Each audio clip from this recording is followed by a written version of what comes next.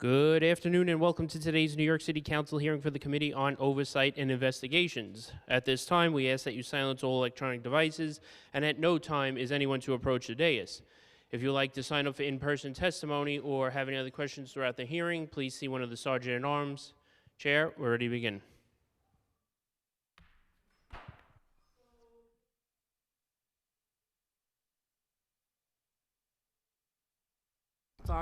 I'm Gail Brewer. I am chair of the Committee on Oversight and Investigations. This committee is, obviously this hearing is Committee on Oversight and Investigation, but it's also Economic Development. Thank you for joining us. We will be examining the city's food infrastructure and its effect on the quality and cost of produce we consume. I would really like to thank Majority Leader Amanda Farias, Chair of the Committee on Economic Development, for co-chairing this hearing and for going with me. I learned from her at Hunts Point. I'd also like to thank the representatives from the administration, the public, and my council colleague who will join us later today. In our country and city's ongoing cost of living crisis, the rise of food prices has hit many New Yorkers very hard. No question that food prices soared after the COVID-19 pandemic and years of supply chain disruptions that followed. But even before 2020, our city had long struggled to supply its communities with fresh food at the same price and the quality of even nearby suburbs. Our density is unique for America and the source of many of our greatest strengths, but it also makes life hard for food distributors who overwhelmingly rely on trucks that cannot easily navigate our tight street network despite efforts to use rail and water. The specialized infrastructure we've developed to get food in and out of our dense metropolis, mostly at the Hunts Point Market in the Bronx, is somewhat obsolete, too small, and inefficient to accommodate New Yorkers' nutritional needs. Trucks idle for hours outside Hunts Point waiting to unload goods, spewing exhaust into the neighborhoods, wasting workers' time and increasing costs, all while produce loses its freshness before it can be delivered to grocery stores, although when you're there, you see the amazing hard work of the companies and the workers to make sure that it is fresh. They really go to the nth degree. At the same time, modern supermarkets and food distribution systems have struggled to establish themselves in many parts of the city, with many local chains, such as Pathmark, closing over the past several decades. I know they certainly did on 125th Street. Research shows that as the size of urban food retailers increases, so does the quality and affordability of produce. Yet New Yorkers overwhelmingly rely on small corner groceries with limited fresh food options, although I'll speak for myself, I like the small options in terms of the delis, the bodegas, and even the smaller supermarkets, but I know they're not as inexpensive as the larger suburban ones, which I do not like going to. Today, we are talking to the Mayor's Office of Food Policy and the Economic Development Corporation to get a better understanding of what can be done to improve New York City's food distribution system and improve the quality and affordability of fresh food. Certainly, we learned a whole lot at Hunts Point, although I know that my colleague already knows all that. We want to talk about recent developments in the ongoing effort to renovate and expand Hunts Point, as well as the state of tax and zoning incentive programs to draw larger supermarkets into underserved communities, and that's not even easy, even with the Fresh program. We want to hear what steps the city can take to beat our reputation for overpriced produce, which plagues food markets everywhere. I'd like to thank the following council staff who have worked incredibly hard. From the O&I Committee, Nicole Katar, Erica Cohen, Alex Yablon, and Owen Kutowski. From the division staff at O&I, Meg Powers, Uzair Quitar, Brian Parkon, and Amisa Ratliff. And on my staff, Schuler, Puder, and Sam Goldsmith. Everyone has been helpful. And I also want to let you know that we've been joined by Councilmember Banks. I will now turn it over to the awesome co-chair, Majority Leader Amanda Farias. Good afternoon and welcome to this joint hearing of the New York City Council Committees on Economic Development and Oversight and Investigation. I'm Majority Leader Amanda Farias, Chair of the Economic Development Committee, and I'd like to thank my amazing colleague and co-chair, Councilmember Gail Brewer, not only for this joint hearing, but for also loving the Bronx a little bit with me last week in Hunts Point. I also want to extend my appreciation to the New York City Economic Development Corporation, the Mayor's Office of Food Policy, and other stakeholders for participating in this important hearing. Today's hearing, we will examine the overall topic of city's food infrastructure system and how the city provides affordable, quality food to New Yorkers. During my tenure as chair of the Committee on Economic Development, I have held several hearings focusing on the city's food policy and distribution, including our city's Good Food Purchasing Program, discussing the redevelopment of the Hunts Point Distribution Center, and a recent hearing on the food quality in city shelters. Part of what the committees look to discuss today is the city's responsibility to ensure that people have access to the most basic human needs, such as healthy and affordable food. The committees are looking forward to discussing various initiatives with the Mayor's Office of Food Policy and about the city's progress made during its 10-year policy plan, Food Forward New York, and how it is expanding access to nutritious foods and engaging businesses in New York City. This past Friday, Chair Brewer and I toured the Hunts Point Distribution Center. We saw firsthand the synergy that drives vibrant marketplace and how essential the market is not only to the Bronx, but to our great city. We look forward to hearing from EDC on the administration's ongoing steps to improve and how investments in the Hunts Point Distribution Center are coming along. We also plan to hear about the administration's progress and challenges with respect to the market's expansion and infrastructure development. Again, thank you to all for being here, and before I conclude, I'd like to thank the Economic Development team here at the Council, Council Luke Hamill, Senior Policy Analyst William Hongech, and Finance Analyst Glenn Martelloni for all their hard work preparing for this hearing. I'll now turn it over to my co-chair, Chair Brewer. Now we'd love to hear from the administration. Go ahead. Thank you so much. We also been Council Member Riley, but I know first of all we have to swear you in. Thank you, Chairs. We will now hear testimony from the administration. We will hear from Kate McKenzie from the New York City Mayor's Office of Food Policy and Michelle Lamberti from the New York City Economic Development Corporation. Before we begin, I will administer the affirmation. Panelists, please raise your right hand. Do you affirm to tell the truth, the whole truth, and nothing but the truth before this committee and to respond honestly to council member questions? Thank you. You may begin when ready. Thank you. Good afternoon, Chair Brewer, Chair Farias, and members of the Committees on Oversight and Investigations and Economic Development. My name is Kate McKenzie, and I serve as Executive Director of the Mayor's Office of Food Policy. Joining me today is my colleague Michelle Lamberti from the New York City Economic Development Corporation. I welcome the opportunity to speak with you today about food infrastructure, the quality, and the cost of produce. At MOFP, our mission is to advance the city's efforts to increase food security, promote access to and consumption of healthy foods, and support economic and environmental sustainability across the food system. Our work is guided by Food Forward New York City, the city's 10-year food policy plan, which lays out a comprehensive goal framework to reach a more equitable, sustainable, and healthy food system by 2031. Food Forward New York City emphasizes the importance of equity and choice, enabling a food system where everyone is able to access nutritious, high-quality foods that are culturally relevant and affordable. The plan also highlights the ways in which the city is committed to supporting both our food workers and our food businesses, strengthening the sustainability and resiliency of our food system, rethinking our food infrastructure, and deepening our connections with the region. A key focus of Food Forward is the need to develop infrastructure that supports sustainable and equitable food production and distribution. This includes reinforcing the city's own food infrastructure, while also strengthening regional partnerships to create a more resilient and interconnected food system. Another way of saying this is that through advancing the plan, we are improving food system infrastructure across urban and regional levels, including the infrastructure for managing the flows of food through primary and secondary processors and distributors serving wholesale and retail markets, the emergency food system, and city institutional food service.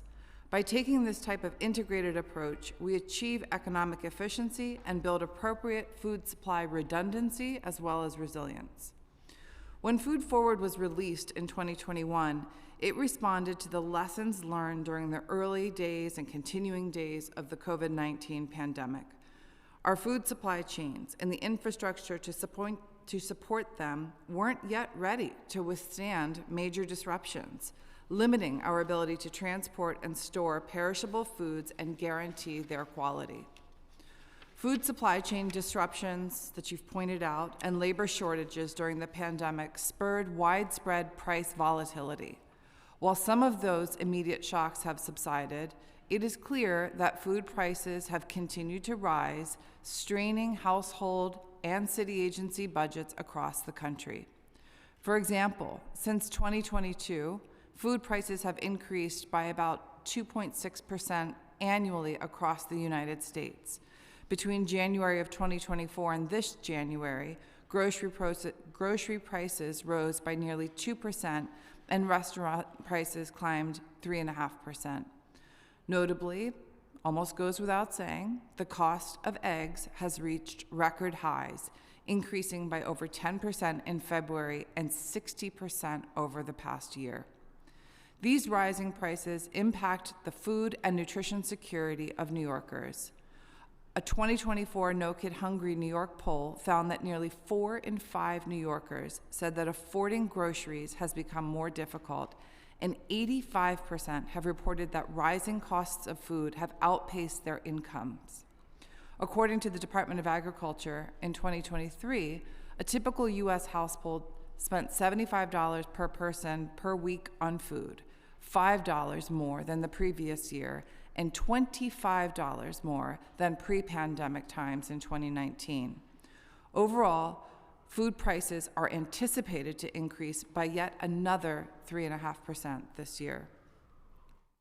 Before diving into the causes and implications of food price volatility, it's important to understand them in the context of New York City's food system and the critical role of strong infrastructure. About 19 billion pounds of food flow through New York City each year. This flow is the product of a complex mix of regional, national, and global supply chains that grow, process, and distribute food, and a rich local food economy that prepares food for purchase and disposes of food waste. The workings of these supply chains affect the daily life of every single New Yorker. Yet, unlike New York City's other essential systems, from our roads and our water and electrical networks, for example, our food system is not centralized in design or management. Our food system is what we call a distributed system, made up of tens of thousands of large and small businesses and essential nonprofit organizations in the local, regional, national, and global, and millions of consumers interacting largely independently to match food supply and demand. So our food system is unique in two major ways. First, our city's ethnic diversity necessitates multiple complex supply chains that source products from across the region and the globe to cater to our distinct tastes and needs of New Yorkers. Second, and relatedly, the majority of food businesses, as you've pointed out, Councilmember, from grocery stores to restaurants and distributors, are small scale and independently owned rather than national operations. This varied and nimble business landscape is well suited to serve our unique needs and supports both economic opportunity and food system resilience, but it also poses risks, including coordination challenges and the general vulnerability associated with small-scale independent businesses. With that in mind, our food infrastructure is similarly varied and complex. Our infrastructure spans multiple phases of the food system, includes both physical spaces, such as warehouses, storage, and storefronts, as well as networks of transportation and market systems, from our rich farmers market to online retail access, and clearly our emergency food providers of food pantries and kitchens.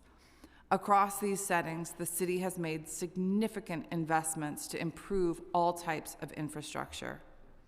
So you've just visited Hunts Point, And so I just want to point for everyone's attention that the Hunts Point Distribution Center is the largest food distribution hub in the country, distributing over 2.5 million pounds of produce alone every year.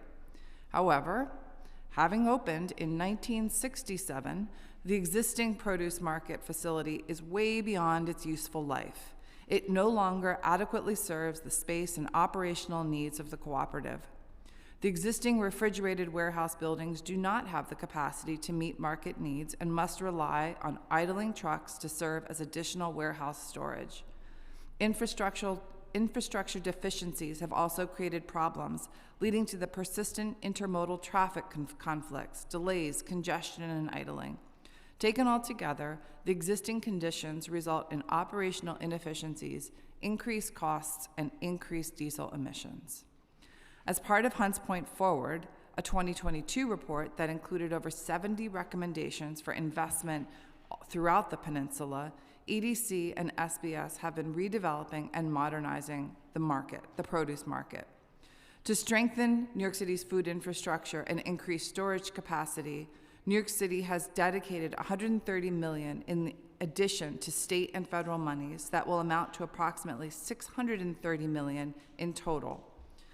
The project will replace the existing produce market facility with a modern, state-of-the-art intermodal facility.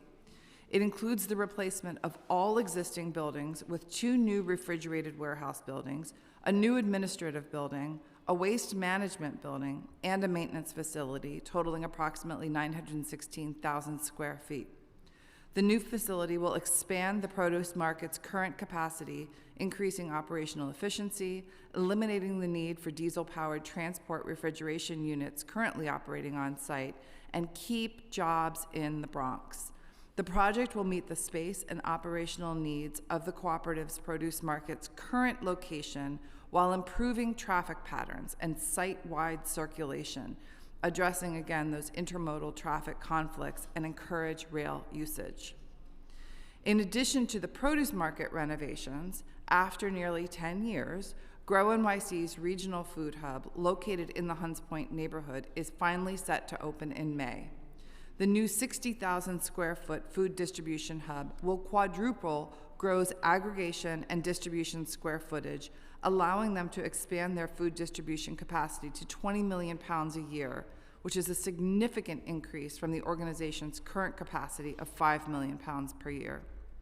The hub will support mid-sized regional farms by connecting New York City's wholesale buyers with high-quality farm products, while ensuring all New Yorkers have access to these fresh, nutritious foods. The facility has 7 produce coolers and a freezer, a biodigester on site to reduce food waste, a gray water system, green and blue roof features, drought-tolerant plants, and a rainwater collection system, permeable pavement, and EV charging stations. This facility will distribute to its current 370 food partners throughout the city and continue to grow in that place. New York State produces enormous quantities of diverse food products, the majority of which are marketed nationally and internationally. With demand rising for local and regional food for urban, public, and private markets, there's new attention to the infrastructure gaps that limit the quantity of New York and neighboring state food supply to both public and private markets in the city. Recent and ongoing research for the investment of infrastructure to scale up the volumes of regional food supply for city markets, including public agencies that serve schools, our hospitals, and our senior and early feeding sites, have resulted in state and federal investments in regional infrastructure. And these projects are going forward. New York City is supportive of these investments in regional food infrastructure. Another key aspect of our food distribution is, of course, the transportation of food itself. Nearly 90% of goods in New York City are transported by truck, and roughly half of the city's food supply moves through just 4 major bridges and 2 tunnels, making the city's food distribution system vulnerable to traffic congestion and infrastructure strain. Instead of viewing our island geography as a limiting factor, we're working to capitalize on the waterways that surround us. In 2023, Department of Transportation and EDC announced the Blue Highways Initiative to shift more freight transport from congested roadways to the city's waterways. Marine transportation has the potential to reduce transportation costs, decrease roadway wear and tear, streamline delivery routes, and ensure more reliable distribution in the face of emergencies or road closures. Hunts Point's proximity to the water and its position as a critical city food distribution node provide an opportunity to utilize the Blue Highways network in connection with the Brooklyn Marine Terminal. The redevelopment of the Brooklyn Marine Terminal will invest in the site and operational upgrades to make it more efficient and competitive, allowing the marine terminal to attract more businesses. A Hunts Point Marine Terminal would enable the barging of perishable food into the Bronx and the nearby Hunts Point Food Distribution Center from Brooklyn Marine Terminal, again, decreasing truck traffic in the city, adding resiliency, and making New York City more competitive in the food distribution supply chain as food distribution companies consider where to locate their warehouses, their distribution centers, and ultimately where they create jobs. By investing in infrastructure to improve port operations at Hunts Point, Brooklyn Marine Terminal, and other sites along the East River, we're increasing resiliency to ensure New York City is better equipped to move food in and around the city, especially during times of emergency. Nearly half of the food distributed citywide is refrigerated or frozen, requiring specialized storage and transportation. Cold storage maintains the quality and freshness of items like produce. However, the finite supply of real estate in this city makes it difficult to expand or establish large-scale cold storage facilities, something we became increasingly aware of during COVID. And in response, the city is exploring avenues to expand its cold storage infrastructure. So certainly cold storage makes fresh produce more accessible, and multiple access points to healthy and affordable food is the primary goal of Food Forward, whether through traditional supermarkets, farmers markets, bodegas, street vendors, or through the city's emergency food network. 2,000 stores across the city participate in the health department's Shop Healthy NYC, which increases nutritious options in neighborhoods that otherwise have little access to healthy foods. The FRESH program, Food Retail Expansion Program to Support Health, supports the development of full-service grocery stores in low-income areas by providing both zoning and tax incentives to property owners and supermarket operators. The tax incentive program is administered by the New York City Industrial Development Agency, and the zoning benefit is administered by the Department of City Planning. To qualify for the IDA benefits, supermarkets must make capital investments into or existing space, dedicate 30% of retail space to perishable goods, and devote at least 500 square feet of retail space to fresh produce. Currently, there are 43 IDA and DCP fresh incentivized supermarkets open and 17 more in development. Through zoning, we can attract supermarkets as well as other food businesses. Recent zoning changes through City of Yes for Economic Opportunity allow food production and processing in storefront space for the first time. These new regulations could facilitate multi-use food spaces. City of Yes is building on increasing commercial vitality. According to a DCP report last November, more than 70% of neighborhoods across the city have seen an increase in food and drink businesses since 2020, providing more options where New Yorkers can eat. Our city's soft infrastructure provides additional food access points. The network of farmers markets that serve as access points for regionally sourced fruits and vegetables, and the network of more than 1,000 emergency food providers creates an essential safety net of support that connects some of our most vulnerable neighbors to quality, healthy food. Given the complexity of access and affordability, Mayor's Office of Food Policy launched a food access and affordability work group last June, which convened city agencies, our academic institutions, public health foundations, and community partners to coordinate information sharing. A report later this spring from this work group will outline immediate priorities. This effort is part of the Health Department's Chronic Disease Prevention Plan and will shed light into how food pricing, retail environments, and the choices and behaviors that New Yorkers have the ability to make and purchase healthy food. With this understanding of the city's food system and our infrastructure, I'm now very briefly going to address some of the causes of rising food prices, their impacts on city agencies, and how the city can help New Yorkers stretch their food budgets.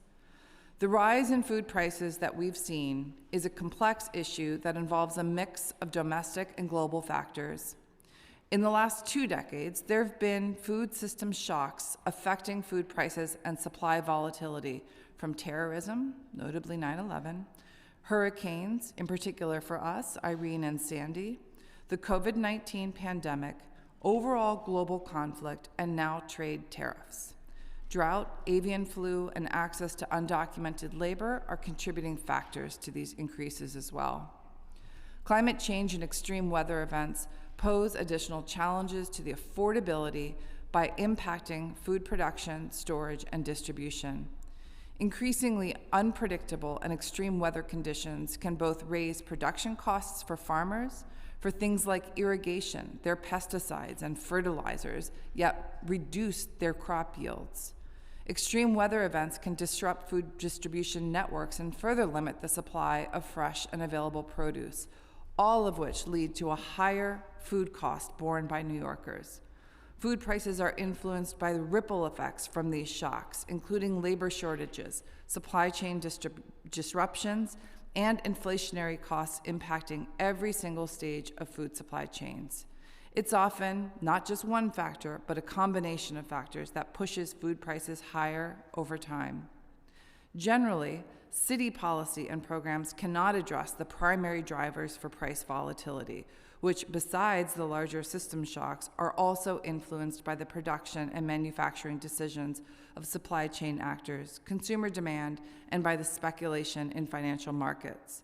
At the city level, we do not have the ability to mitigate the impact of these costs, with the exception of the authority held by the Department of Consumer and Worker Protections during states of emergency to enforce against price gouging. DCWP's ability to address price gouging complaints applies to a subset of products that are deemed essential, such as milk, eggs, bread, and most recently, baby formula.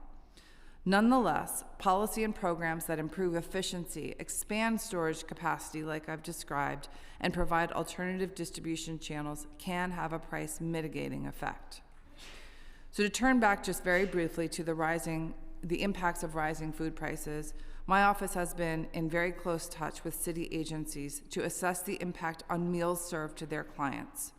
While agencies are committed to maintaining their menu items, these rising food prices, especially for eggs, require staff to explore alternative solutions, including temporarily removing items from the menu if needed.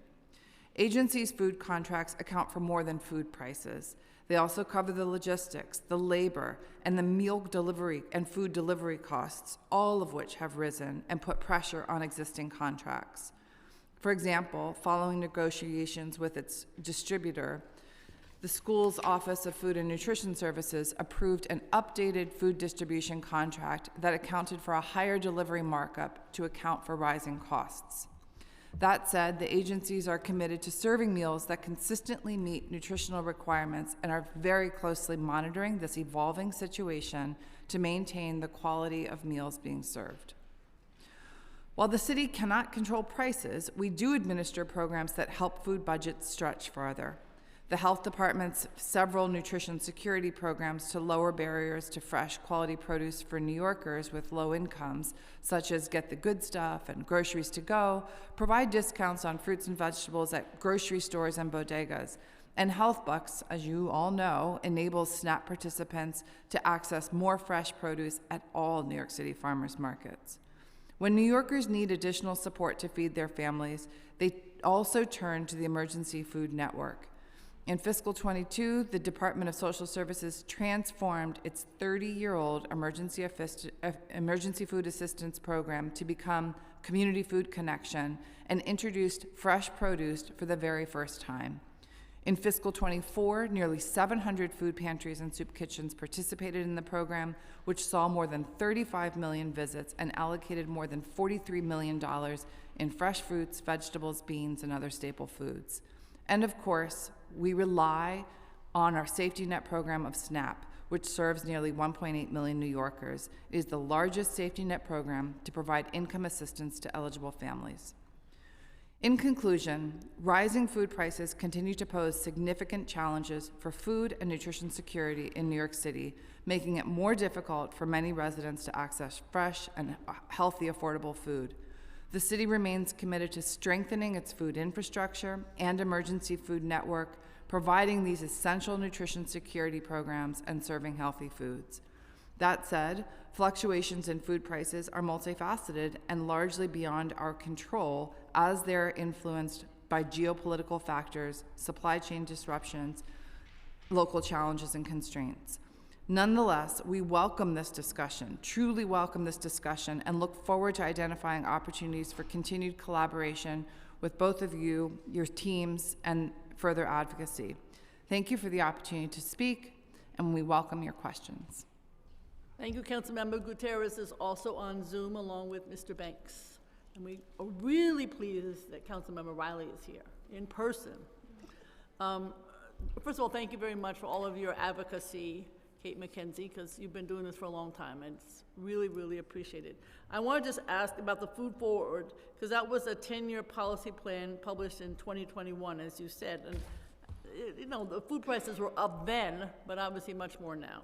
So I didn't know if your office has adjusted its approach to any of the contents of the plan, considering our current environment. And you did list some ways in which the city can address quality and rises in food prices. But is there something else that we should be doing in terms of publishing and updating the plan? Thank you so much for that question. So the 5 goals of the plan, the first one that we've spent a lot of time talking about here, which is ensuring access to affordable, culturally appropriate food, and the others are sort of Everclear. Those goals. I can't see any reason to change those, but the strategies and the change in the context, it pushes us to do more and different things. So clearly, right after the pandemic, as you witnessed and experienced too, we needed to really shore up our emergency food system in a different way. So things like looking at the allocations that we provide to our food pantries and our soup kitchens, influencing the things like the racial inclusion and equity neighborhoods, giving an extraordinary amount of choice for all of those food pantries to order what they want and need. That was not the case before that. So recognizing, I'll point out one from your district, Westside Campaign Against Hunger, who has a number of food sources. They should be able to figure out what they need and order accordingly. So some of those changes to longstanding programs are things that we made in response to the plan. Things like Groceries to Go, which was ultimately from Get Food to a recovery food program to now ensuring that some of our neighbors who otherwise would not qualify for SNAP have benefit programs available to them. That's something like we've done with Groceries to Go. A significant amount of work is going into really rethinking the Fresh program. I took a note how you pointed out the connection between the larger size of stores and the quality. There's often a relationship there, and recognizing that with our real estate in this city, it's often hard to attract those types of businesses. I'm personally interested in finding ways that are not just about retailers, but also things like we've seen in Boston and up in Utica, other forms of retailers that might be trying nonprofit models of grocery stores and things like that. So those are the things that we're working with some of our city agencies to expand on. Again, I think really doubling down in these times more than ever, the support for our safety net programs of SNAP, and even things like childcare, and certainly now that we have our universal school meals nearly made permanent, those ensure that our children are fed at least 2 meals a day without question. So in addition to underscoring the safety net programs that we have, shoring them up, we're also looking at the businesses and clearly the infrastructure that I've outlined. Okay, well, it's particularly important because I believe that the number of people receiving SNAP benefits in New York was 1.8 million, but a 5.8% increase in the first 4 months of 2025. That's a huge number.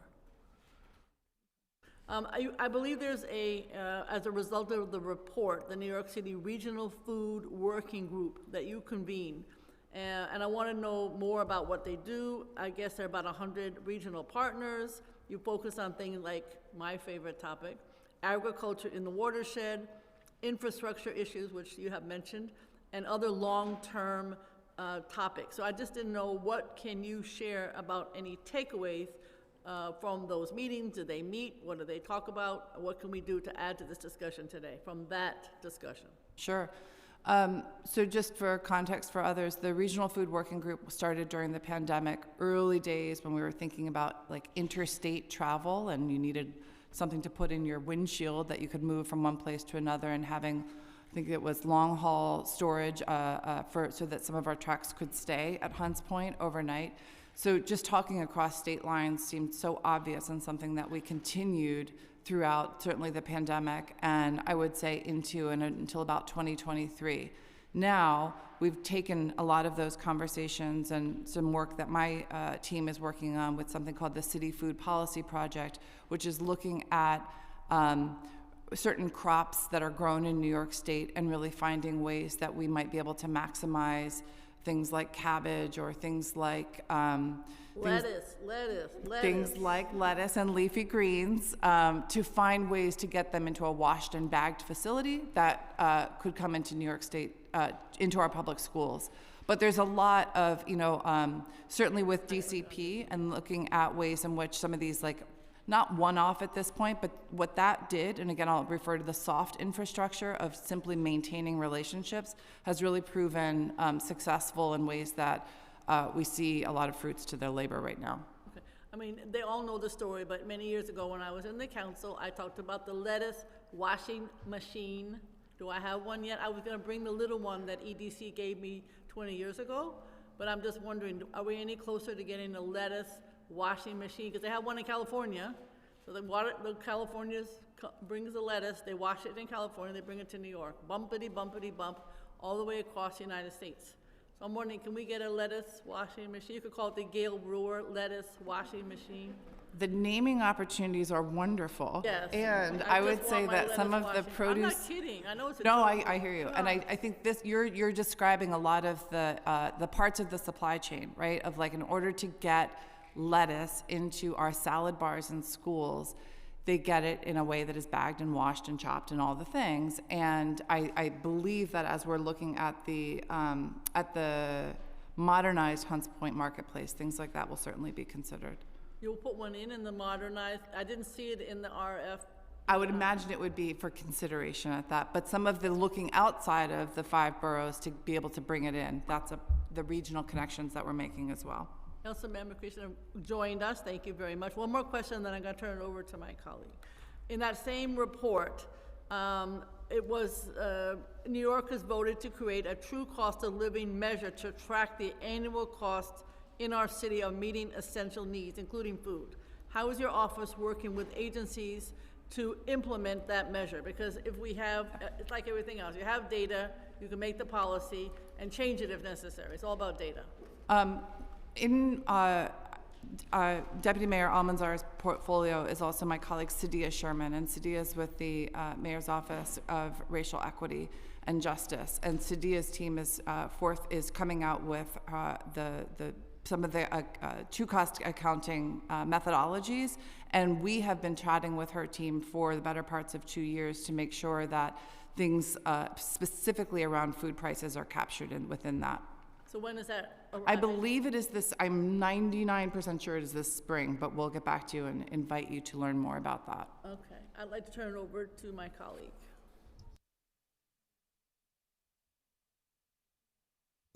Thank you, Chair. Food system experts say produce freshness depends on adequate refrigerated storage space, yet we know in New York City, in our region, we really don't have that many refrigerated storage spaces and warehousing considering the size of the population that we have to serve.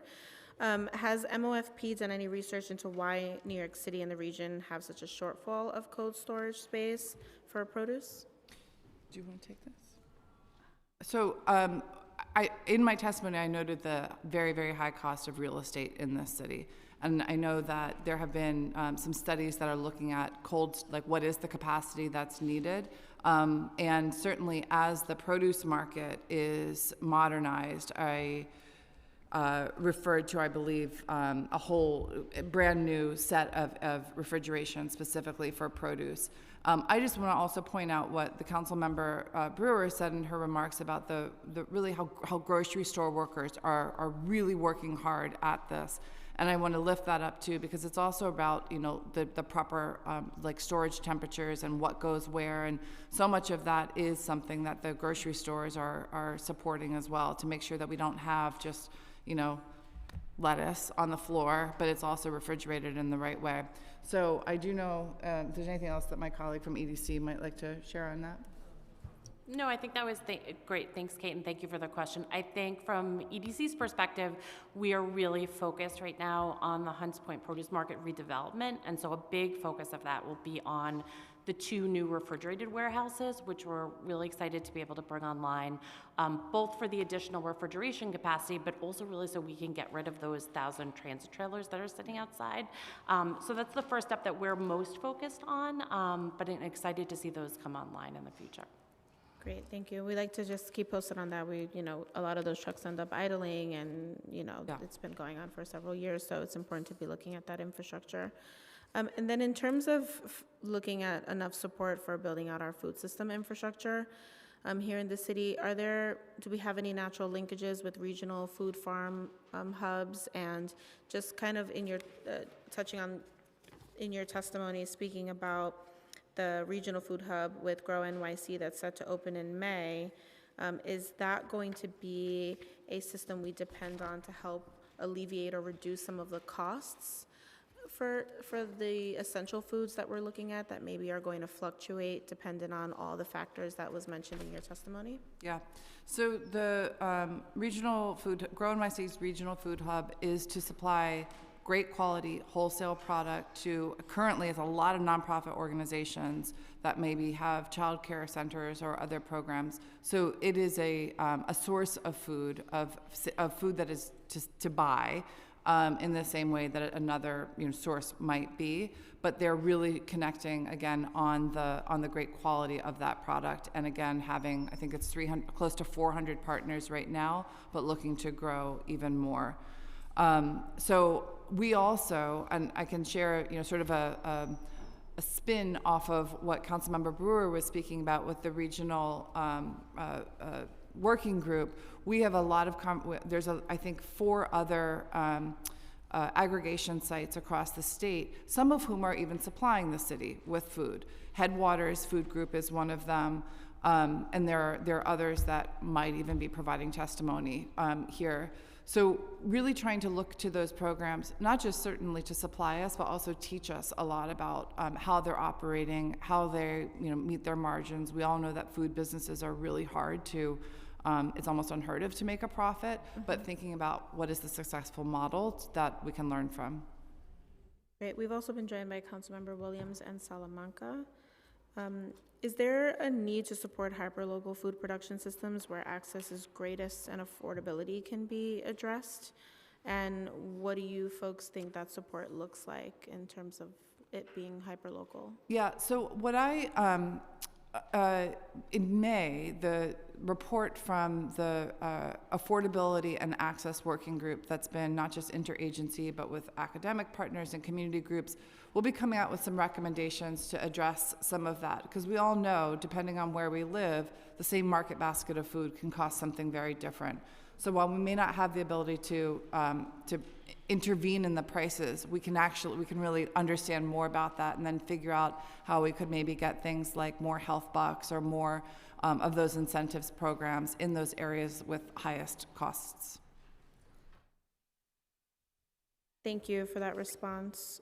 I'd like to just ask a couple of questions on the Hunts Point redevelopment. Sure. Is NYC considering, I know you folks are considering activating the Blue Highway and moving the food via barge and water to reduce truck dependency? Is that something that we're looking at? Yes. Okay, and then have we examined the ability of the existing ports and related infrastructure to contribute to that effort? Yeah, I mean, I would say that in general, we're looking very holistically at the Blue Highways network. We are trying to utilize our great position on the water to really be able to take trucks off the road and to try to move as much by barge as possible. I'd say that we are looking at a number of like different sites. Hunts Point, obviously, because of its location on the water, is could be a great opportunity. And we've also explored. You're familiar with some of the other sites, but also on the Brooklyn Marine Terminal as well. Sure, and then, when we were there visiting, we were able to see the accessibility, or maybe even the prospect of the accessibility towards the trade lines that are there. To what extent will the planned redevelopment reactivate existing train lines? We know we have several that are active, but majority of them are inactive in this current moment.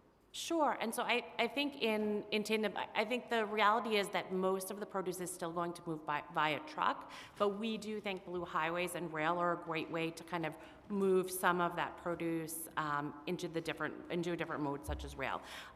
We anticipate utilizing rail to a greater extent at the Hunts Point Produce Market, and to that end, one of the requirements for our design build, the RFQ that's out now, is to add another platform.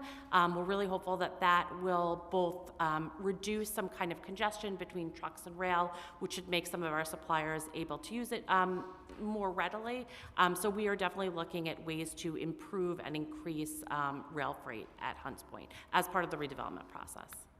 And is that currently included in the price point that we have in terms of the estimate? I believe so, yes.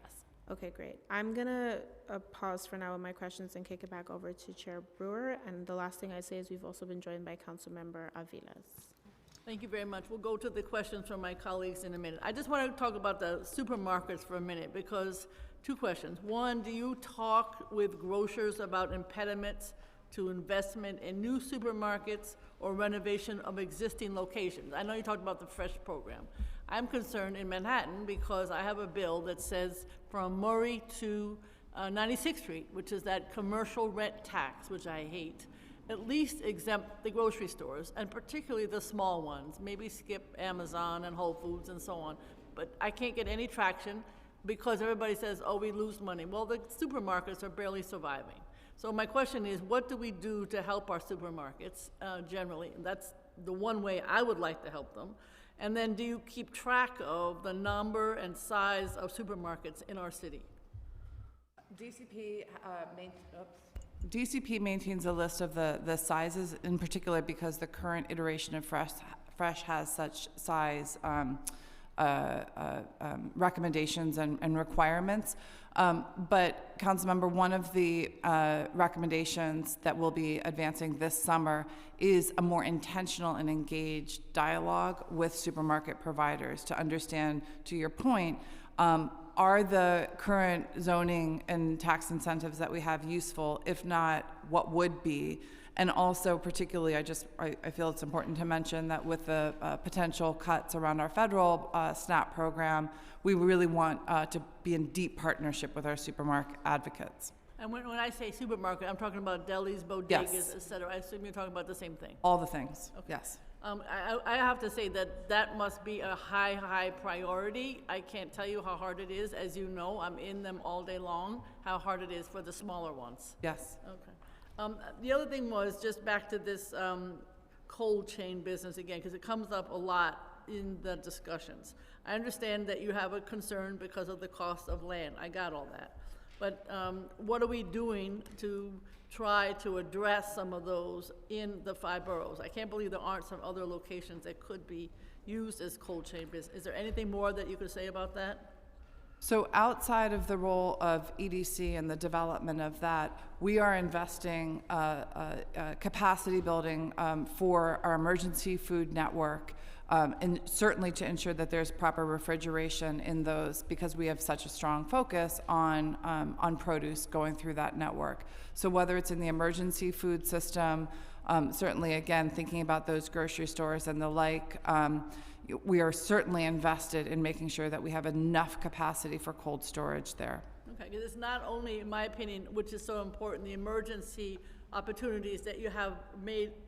I have to say congratulations to you, a huge focus, but also there are all those micro fulfillment centers, I don't know, they have names, as we know, I don't need to name them all, which are in the residential areas, Yeah. and they're shipping directly to consumers. So do you know whether those new cold chain systems are feasible in New York City?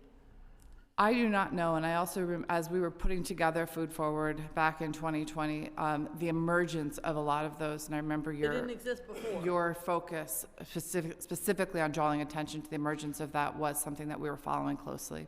Okay. And then just finally, the trucks that come into our city are huge.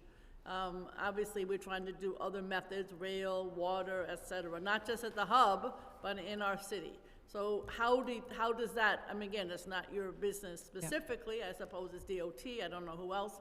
These trucks are huge, they're not weighed, they're killing the streets, they're bad for the traffic. Just generally, do the supermarkets request them? Do they need them? Is there some other way to work with those supermarkets? I don't have the answer to that, but I would be happy to include that in our summer conversations with the grocers. Okay. First, Councilmember Salamanca, and then Councilmember Riley. Go ahead. Thank you. Thank you both, Madam Chairs and Majority Leader, and welcome. So I represent Hunts Point. I represent the world's largest produce markets. Well, produce, meat, fish, and the over 700 businesses that are in Hunts Point. If we can just start with, can you give us a percentage of the food that comes from Hunts Point? It feeds what percentage of New Yorkers in the tri-state area? Do you have a number on that? Thank you for the question, Councilmember. I do not. I could probably speak more broadly to the amount of, like I know for the produce market, I think it's like at least 50% of the produce that runs through the market feeds New Yorkers. I think it's 35% of New York City's meat runs through the meat market, and 45% of the fish runs through the meat market. So really significant. I go around, and I got a number one time that the markets gave me. They said they feed about 75% of New Yorkers in the tri-state area. So we could say that the markets play a major role in our food source in the city of New York. My question is, I saw here that the governor just made an announcement regarding the potential cuts from the federal government for the elimination of the Building Resilient Infrastructure and Communities Program, and which it will result in the loss of over $325 million. Are you aware of that? We are.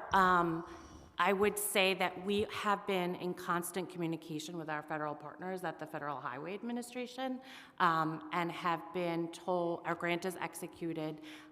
They've already committed $1 million to the design, and we are not aware of any concerns with that funding, but we are fully on top of that and understand like the concern around federal funding. All right. So they're saying here in this statement that there is a potential of $13 million that will be lost.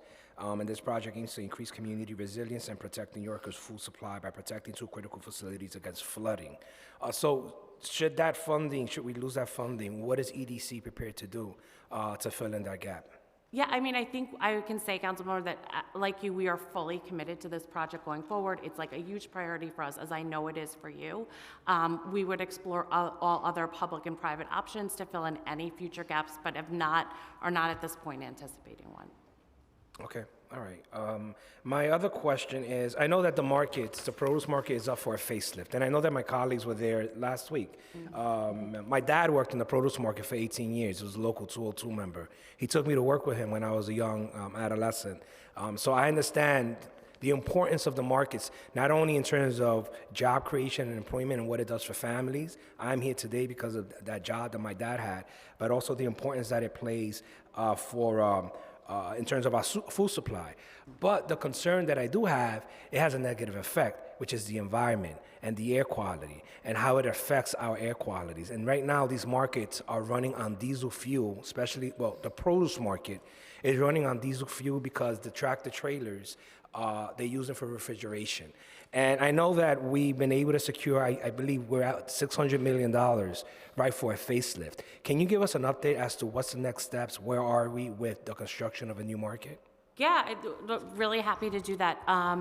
and really want to echo our concern. We share like your same concern around environmental concerns, particularly in the neighborhood around those refrigerated truck units. And so one of the main components of the complete redesign of the produce market is really to eliminate those. Like we want those gone, and we'll have 2 new, much larger refrigerated warehouses so that we can get rid of those.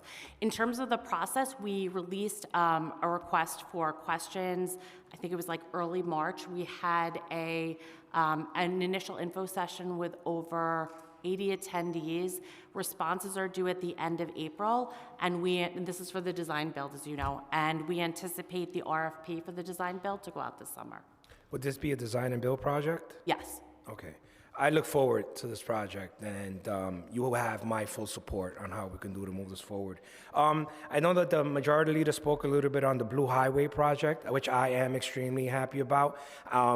Through the advocacy of my office, we were able to clear out the barge, right, and move the detainees out of there. So do you have an idea when we're going to actually get rid of that floating jail that's just sitting there empty? Unfortunately, Councilmember, I am not as up to date on the barge issue, but I am happy to bring that back and get you an answer on that. Okay. The only concern that I have is there needs, and I wanted to put this on the record. It's important. I know that there's a letter floating around from EDC trying to get support on the Blue Highways project on the property where the barge is currently located. But in conversations with my office, we had conversations on the parking lot of the fish market.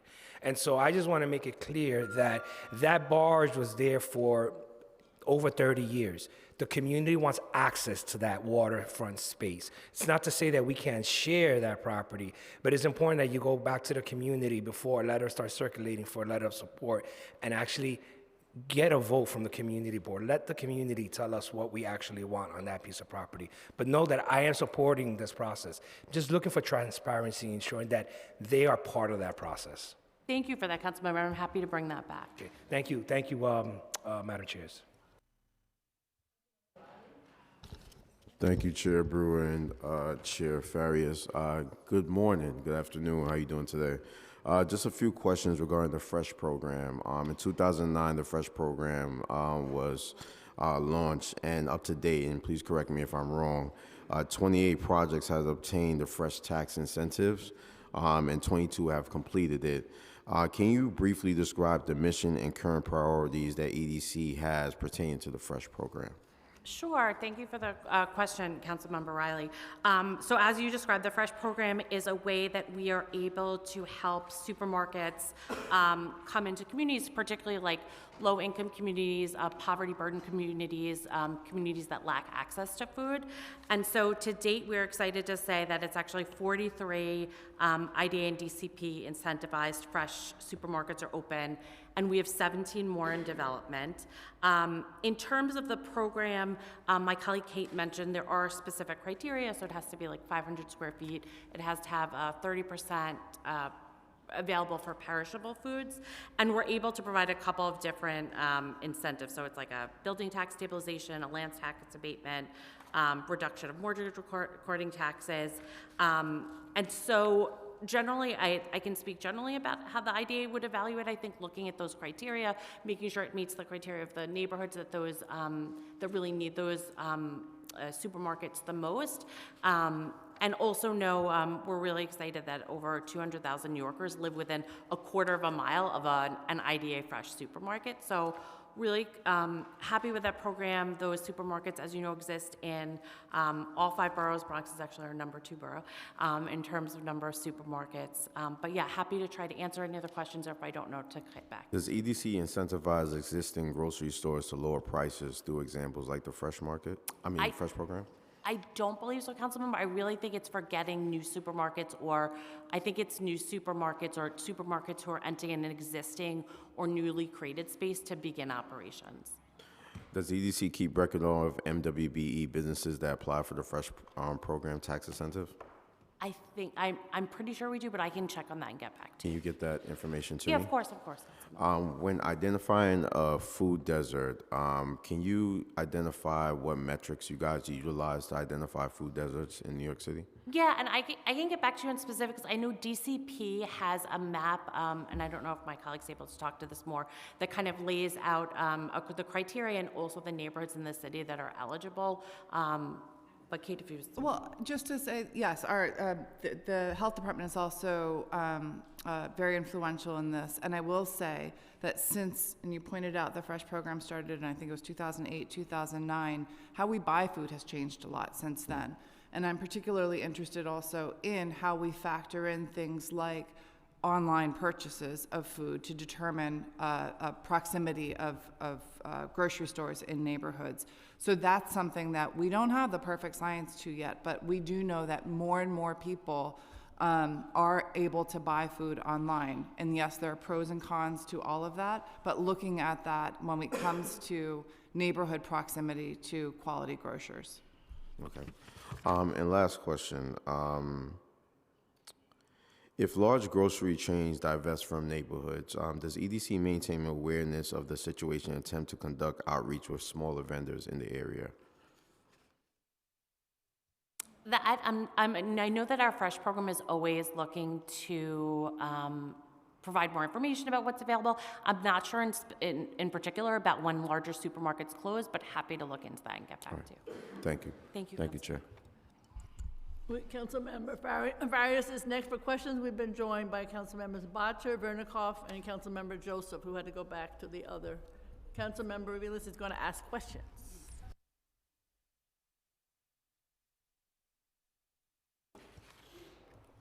Oops. Thank you, chairs. Thank you, good to see you today.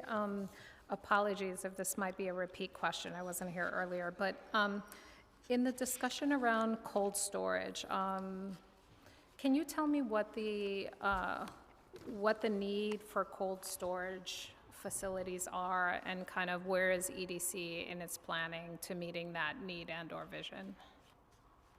Sure, I might, thank you for the question, Councilmember. I might defer the study on the need for cold storage to my colleague, but I can say with respect to cold storage at EDC, right now our focus is really on the redevelopment of the Hunts Point Produce Market. And so as you're probably aware there are, we really have a serious lack of refrigeration. And so there are 1,000 of these transport refrigeration units that are really idling on diesel, unfortunately, and are not great for our community members, like a challenge in an already environmental justice community. And so our priority right now is to really focus on the redevelopment of the produce market, where we will be building 2 new larger warehouse refrigerated facilities that will be able to really take those trailers offline. So that's where our focus is right now, and I would defer if Kate has anything to add on just broader cold storage. I would say certainly that's right. Also, it's sort of it's a question that has to be asked sort of in the what is the use case, right? And I think we learned during the pandemic where we needed to store so much food to get it into people's homes. That was a specific use case, and it's sort of like we would never have that need, to be able to do anyone that needs food to get that to them. But what I can tell you is that where, for instance, in the emergency food space, we hear a need for cold storage or refrigeration, we work to make grants possible for what we call capacity building within the emergency food space. If we hear, I spoke earlier about Grow NYC, which is opening up a regional food hub that will have 7 different refrigerated units available in that. So the use case is to be able to have a 20 million pound a year food distribution flow. So that's thinking about that use case. And I think, it is just it's clearly acknowledged that when we were, whether it was storing vaccines or storing meals, we acknowledged that we were challenged when it came to refrigerated space in the city. And as there's a lot in the testimony here about just the distributed network of our infrastructure in New York City, how we have assets like these big hubs of whether it be the Fresh Direct building that wasn't there years and years ago. It has the capacity for cold storage.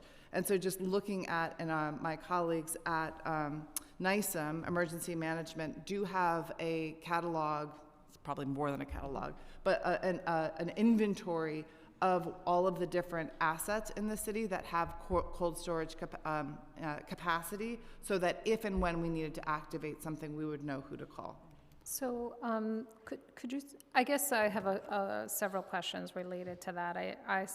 I'd love to understand, I continue to hear that there is a lack of cold storage facility in the city, and an enormous amount of produce, food product is getting transported still very far to only come back into the city on a daily basis on trucks.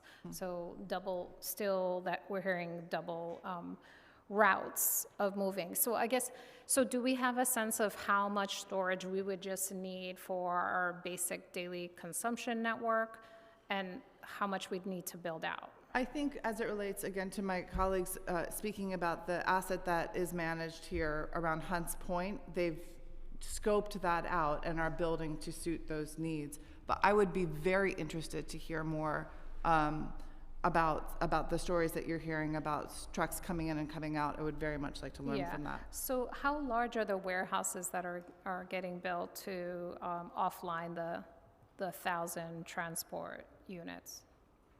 Thank you, Councilmember. I do not know the answer to the question of how large they are. I know the size of the whole site will be 916,000 square feet, but we can follow up with you on the size of the warehouses. Yeah, I mean, I represent Brooklyn Marine Terminal, and this question of obviously cold storage and lack of and emergency use, clearly, which is why we are so keen on protecting the marine terminal for its actual use, was the port that was being able to bring in when trucks didn't want to come into Brooklyn with COVID.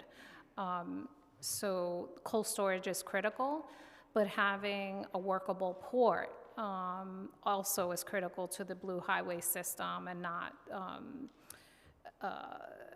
creating minimizing its footprint significantly is a huge problem for so many of us. But thank you, chairs. I have more questions, but I could go in next round. Councilmember Bottcher? Thank you so much. Good afternoon. What's your opinion about the idea of city-owned grocery stores?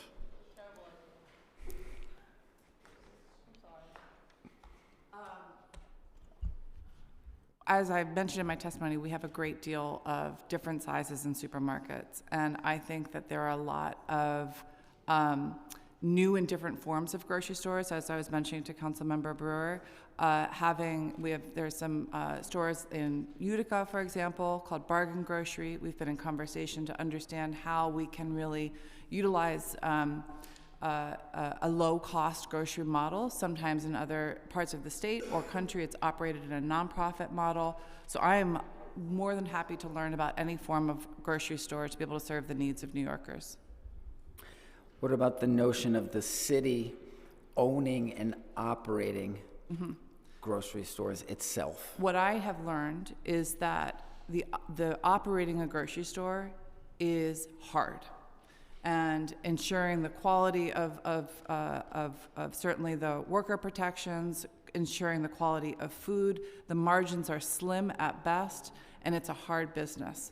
So I would want to make sure that any market can be successful, and I'd want to understand more from perhaps my colleagues in Chicago or Washington who have dabbled in those ideas. Thank you. I think it's a terrible idea. I'm just pouring that out. We can't even figure out how to run too many things right here. Councilmember Aviles, do you want to go ahead with your other question? Then I'll go ahead. Go ahead with your other question if you have it. Ooh, it's good to know the chairs. Thank you, chairs. So in terms of, let's see, so you're going to get back to me on the warehouse sizes. And you mentioned the discussion around the use cases. And so I guess NISM is the holder of this map that will tell us what our capacity is during an emergency situation? It's an catalog was not the right word. It's an inventory. Inventory yeah, of the different existing assets, whether they be nonprofit partners, corporate partners, and others, so that again, if we needed to activate, we would know where to be. And does the EDC have a map of its current facilities and capacity in terms of cold storage across the city? EDC. I'm sorry, Councilmember spaced out for a minute. I have been there a lot. Apologies. No If you worries, could repeat no the worries. question. Does EDC have an inventory of cold storage facilities across New York City? I don't know the answer to that question, but I'm happy to look into it and get back to you. Great. And in terms of the investment, my colleague was mentioning the $600 million for, I guess, the produce market itself. I guess my understanding is this investment has been happening over time. Could you tell me a little bit about the investment to improve the produce market, and it is New York City's one of our Sure. main assets? Yeah, sure. So I can talk through probably, it's easiest for me to talk to probably the city, state, and federal funding. And my understanding is that we are really at the initial stages of using that funding, even though it's been committed. So it would be $130 million of New York City capital, $130 million of state capital, $110 million from USDOT, another $10 million from USDOT for EV freight charging, and another $25 million from USDOT for another grant. So that's 145 from USDOT. And then the rest, we are working on a robust public-private partnership to fill in the remaining financing. Got it. Thank you for that. And in terms of the charging capacity, which I know is something you've been working on, can you explain a little bit to me about where you are in that process of electrification? Yeah, sure. So my understanding and that's the EV freight charging hub that will be, I believe, at the AOU 2 site. My understanding is that we anticipate awarding off the RFP this summer. And how much is the RFP? I'm sorry, I don't have that number off the top of my head, but I can find that out for you. Got it. All right, cheers. So we're back to the market. So we do know that there'll be, the RFQ is due on April 28th, as I understand it.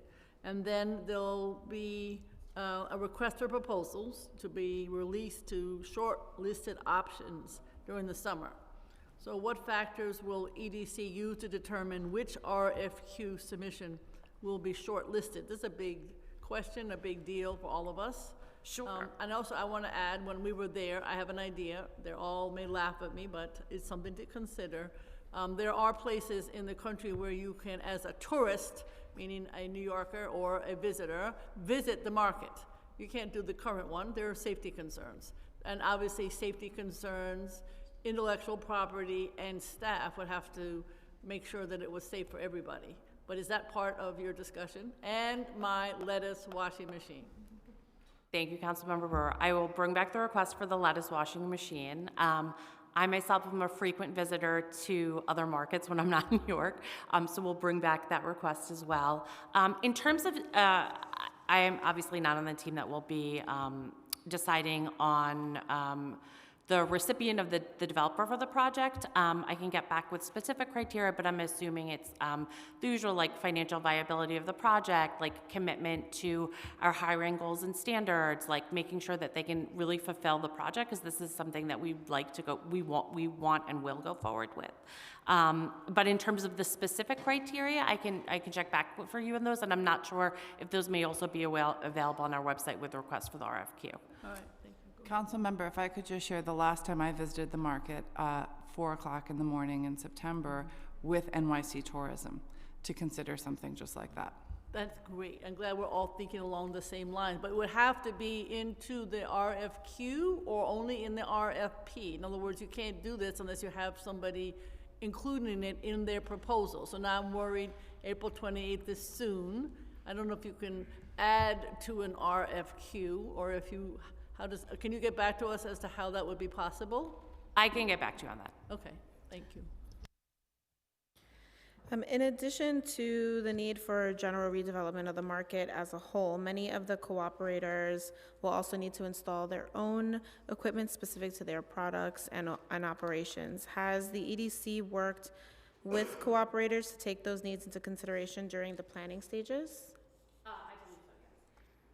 Okay, and how does EDC plan to balance maintaining continuity of existing operations? This is something that's super important to me, as we've had many conversations about the large plans that come in front of us in the city and the continuation of those, including the transition of individualized team members, which in the Bronx, we've seen some transitions of who reps the Bronx and the planning of that, of the projects and assets, but also just in the continuity of the larger politics of New York City from one mayor to the next. How do you folks plan to take those things into consideration and implementing any of the substantial changes or processes of the redevelopment of Hunts Point? Sure. Thank you for that question. I think in general, as you've noted, EDC, as other full city agencies, as a quasi-agency, have obviously worked through like a number of different administrations, a number of different changes. I'd say that this project is a priority for us. It will be continued throughout changes in administration, just as our other projects are, and we will ensure that it is stewarded through because it is so important to the city. And is there like a strategic plan, strategic vision? Is there points during a calendar that we have? I know we're coming closer. Our goal is to wrap up all of the negotiations and agreements by end of year at Hunts Point to move the project along, but is there like a physical piece of paper that has a timeline that will then be transferred over? Or I'm just worried, I'm more so worried about the continuity of planning, and this isn't just Hunts Point continuity. We're looking at BMT, we're looking at Industry City, like all of these other areas that we have large plans, large contracted negotiations and strategic plans for that we need to make sure continue on, and someone is focused on maintaining the funding or keeping to the budgets that are allocated and the commitments to community. Yeah, sure, and I definitely hear your concern, council member. I think we share the concern in making sure that the project goes forward. I can say for now that the set points in time at least are really like the RFQ process, the RFP process, and hoping to have that done, obviously by the end of the year. We'll see what happens with the administration, but making sure that we can do as much as possible, as quickly as possible, which is what we will continue to do.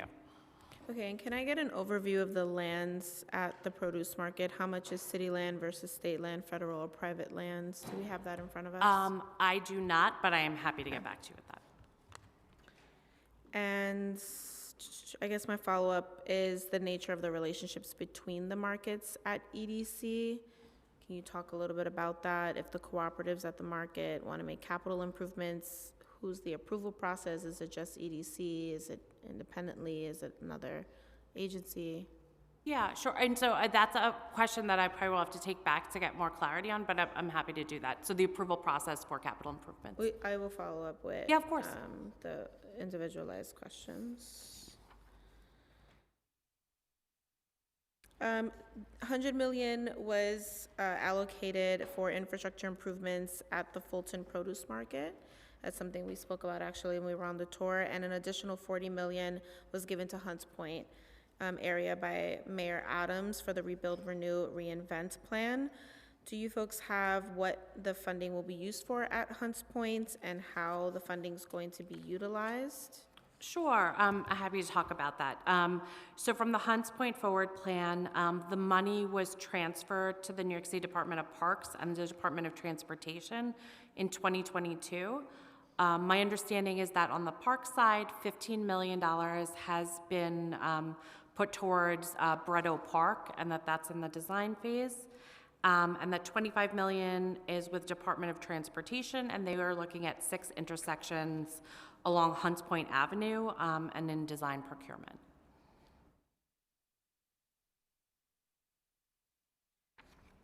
Okay, and in 2012, the plan was short of the funding needed to upgrade Hunts Point. And does this funding aid in completing that long-term goal, or is there's still a budget gap?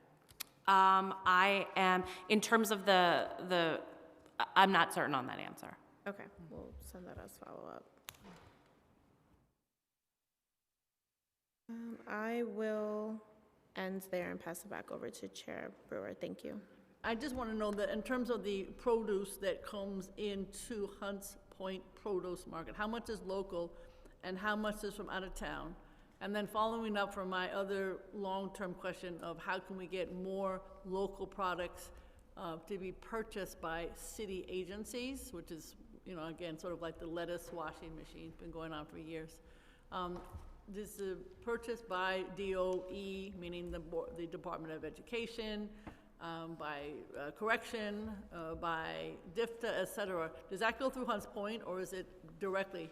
All right, so that doesn't have any impact. But my question would be, how much is local, how much is from out of town, and does any of this discussion have anything to do with New York City purchasing locally?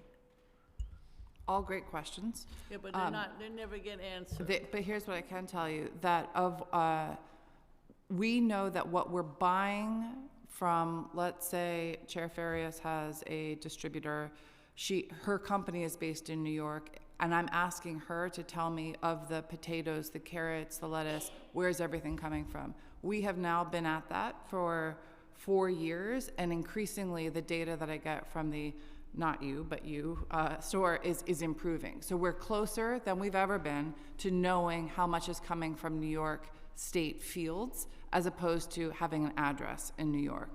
I think it is a really important question that we want to get more clarity around as it comes to Hunts Point directly, especially in light of things like tariffs, and understanding what our vulnerability to really higher prices are there. But I can tell you also that since we've been in conversations, we now require through DCAS all of our apples and onions to come from New York State. That was always not the case, but that is the case now, and increasingly with some federal funding that is still here, we are buying more and more New York State specific products, everything from yellow and green squash to shredded white potatoes to corn on the cob to sweet corn, apple slices, and a lot more. So through those opportunities, and again, all of that regional infrastructure that we're building, we're getting more specific food products in. And as you know, because you know this so well, the opportunities for that largely are through schools, and then secondarily through the DCAS agencies of corrections and ACS, because they're buying the ingredients for meals, not necessarily the full package. Right. Okay. All right, and so in terms of the market, you don't have that data, local versus?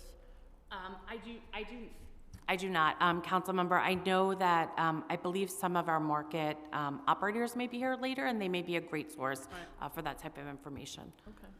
I think I had a question. Sorry, I just have one more last question. Can we talk a little bit about, if you can, on like the interconnectedness of our food networks, food waste, even just like our composting program that we're now rolling out, the sharing excess programs that we have, and the network of going either to schools or to pantries, et cetera, and how we're holistically looking at this from, yes, this space is aggregate amount of food, but also the larger network of making sure people have the food that they need on their tables. Yeah, and I love that because it's also where we started in looking at the whole system of the food system, and that's from growing food to getting rid of the waste and the non-edible parts.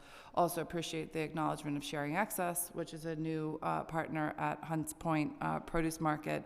And some of my colleagues on my food policy team have been connecting colleagues at EDC with places like Barcelona and other cities, Milan, that have an actual tenant in their Hunts Point equivalent to deal with the organics. And so that is both from when I say deal with it, that means disposing of things in an appropriate way that are not edible, but also in this context, supporting places like City Harvest or entire food bank network with the edible product. And so I would like to see that developed even more as an intentionality of the produce market. And also, as you pointed to, whether it's the organics collection, It's an interesting question of like, we want to see the organics clearly thrive and grow, but also we ultimately don't want to see it survive and thrive because we don't want there to be the organics waste in the first place. So this all, you know, whether it's from teaching kids in schools to teaching neighbors about how to compost, that is all part of the cycle that we're clearly committed to. And I am looking forward to build like the further upstream solutions, like working with Hunts Point in an even more intentional way. I appreciate that response. I also want to just state that, you know, even in our shelter system and getting meal preps to certain, you know, we have the hot food programs and the Meals on Wheels programs.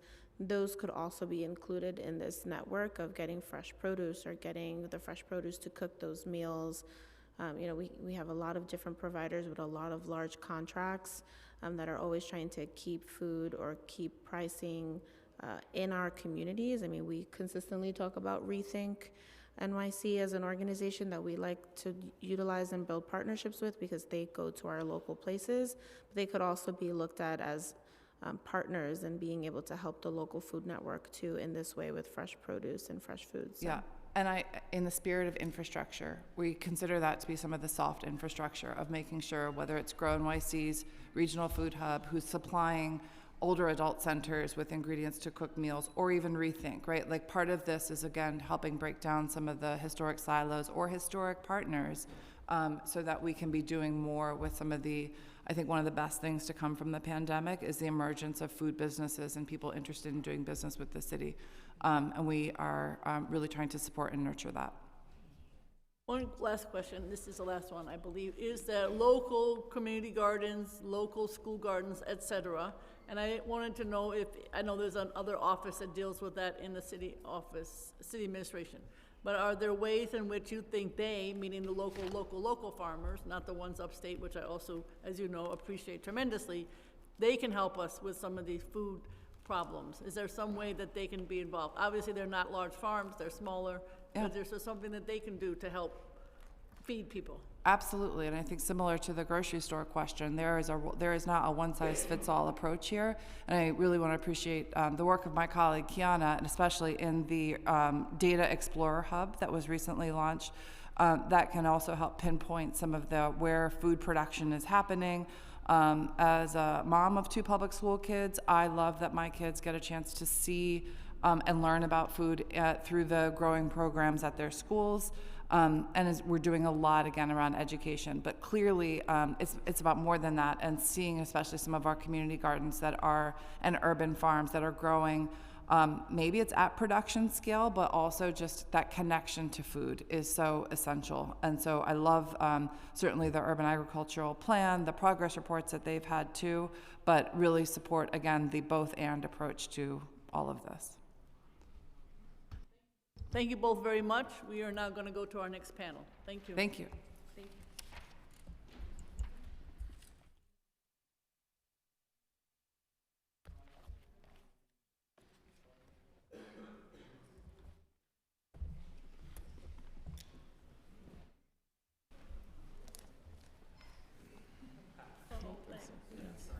I now open the hearing for public testimony. We're going to hear specifically from the leaders of Hunts Point, but we have to read this statement.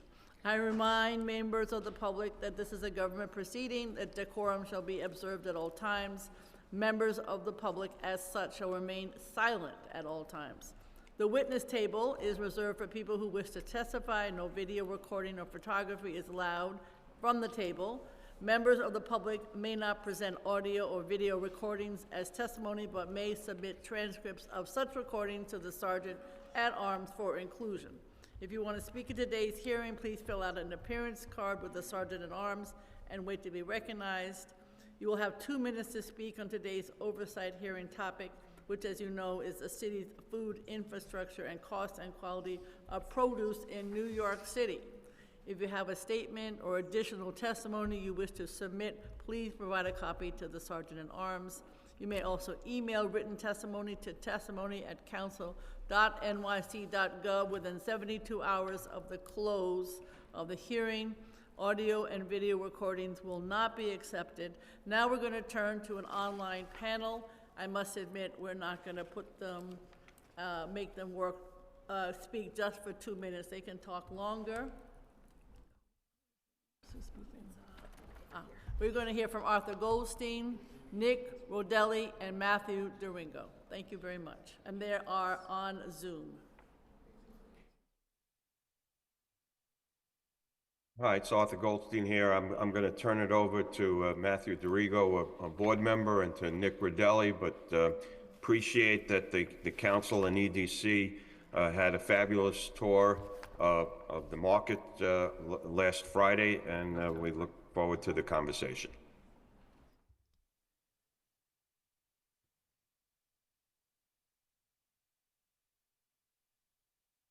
Shall I go next, Arthur? I'd be happy to. Go ahead, thank you. Matthew DeRigo. I am an owner of one of the 26 merchant firms at the Hunts Point Market. Have been coming here to work for 51 years now, since I was in high school. Growing up in this market, it's more of a home to me than my home, almost, I would say. The changes in our industry and the changes in our city and the changes in our food supply have been slow and steady over the years, and over the last, if you look at it every 5 years, you notice it, but you don't notice it day to day. Our market is 58 years old now. It's been a wonderful asset for the city of New York and has done a tremendous job of distributing produce. The New York metropolitan area is a unique area for produce distribution because of the density of population, the high price of real estate. I heard a lot of talk about cold storage and things of that nature. It's a real challenge to find space. None of our small greengrocer customers have a lot of back room refrigeration, so they rely on our Hunts Point Market as their warehouse. The rebuild that we've been trying to get done for 25 years now, we have a real shot at it again. At this point, the size of the market and the size of the cold storage that would occur from the rebuild, I would think would be about a 50% increase. The new market is mapped out currently at 42,000 pallet positions. Our current 4 buildings, row A, B, C, D, have about 20,000 pallet positions, and there's about 8 or 10,000 pallets that are on the TRUs, the storage trailers that we use.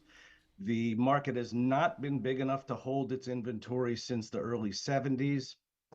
We are a little bit of an overflow market, so there's always a bit of oversupply there, but it's also what drives bargains for the consumers. Produce is very much a supply-demand dominant business. Contracts and things like that do not impact our market. We are more a day-to-day trading place. Our customers come every day. They look for bargains. They negotiate very hard with our salesmen, and every day things work out, and sometimes prices go up, sometimes they go down. But we are a market of last resort, and therefore we always have a little bit of an oversupply on, say, half of the commodities we sell, and a little bit of an undersupply on half the commodities we sell, just as an average over time. The relationship we have with our customers and with our city is symbiotic in nature. There would not be a Hunts Point Market the size that we have if there weren't thousands of small greengrocers that use us as their warehouse and survive because there's no super large supermarket chain around them competing. They rely on us for their supply. They shop 5 days a week. The market has maybe 2 or 3 days of supply in it before it runs out, and I would say our customers have about another day. So it's very, very fresh by necessity.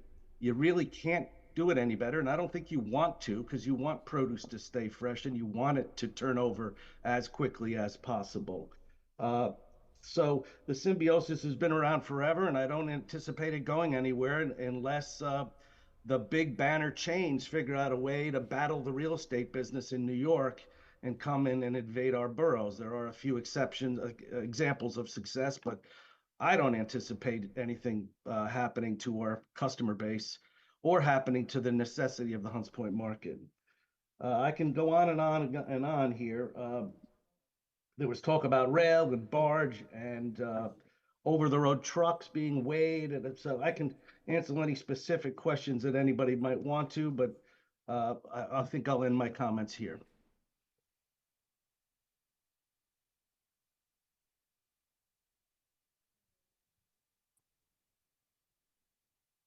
I think you're the only one speaking from the market, right? Is that correct?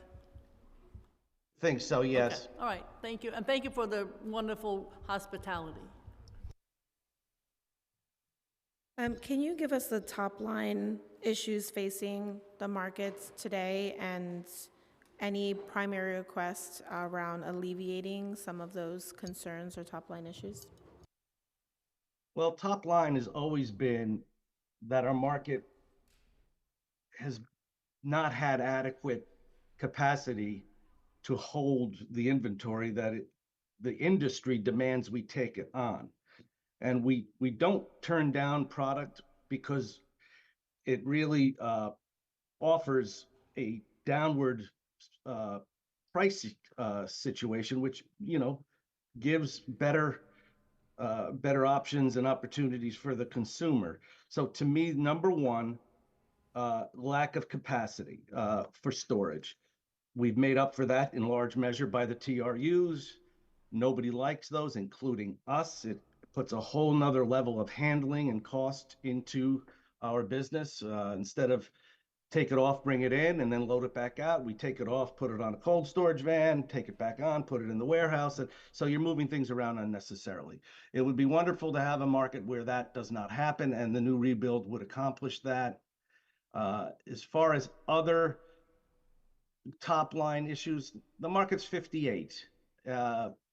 It's a noble beast, but it's time for a dramatic redevelopment. I think our refrigeration is inefficient. I think there's ways to have much better efficiency and energy savings for the market, and you know, lower our overhead. But it's a fairly simple place, the market. So, you know, our top line needs are pretty much right in front, and I've just told you what those are. Thank you. I appreciate your response. The biggest question, of course, for the consumer is how we can lower prices, and obviously, I think that the quality stays pretty high, but prices are challenging. Obviously, the tariffs are making it even worse. So I was wondering if you felt the tariffs already, if you feel how it will impact, and, you know, I guess what we can do about it, if anything. So the tariff question is going to have a couple of, I mean, this is just an opinion. I'm not an economist, and the economists can't agree on it in the first place. So we are a spot market. The tariffs short term, I think for sure, are going to raise prices. And it will also drive down consumption a little bit. But we're heading out of import season right now. So most, if not all, of our produce, with the exception of Canada, because Canada has year-round supply of hydroponic tomatoes and things like that. Mexico will finish with grapes and melons in May, and then they'll be done until next October or so, or earlier than that. They have tomatoes earlier than that. But the vast majority of our product for the next 6 months is going to be domestically grown. So the impacts of tariffs will only be on inputs to growing, and I cannot think of any other inputs off the top of my head. So over the next 6 months, we're going to get a pass. Then when you get back into import season, if the tariff war is still going on, you'll see less imports coming because the importers will have had full warning. Right now, the importers are getting caught flat-footed. They've got deals that suddenly are going to have a tariff attached to them if it happens, and that's never good. So there'll be some money lost at the import level. But next year, the money will be lost at the grower level in the other countries where the product is being produced.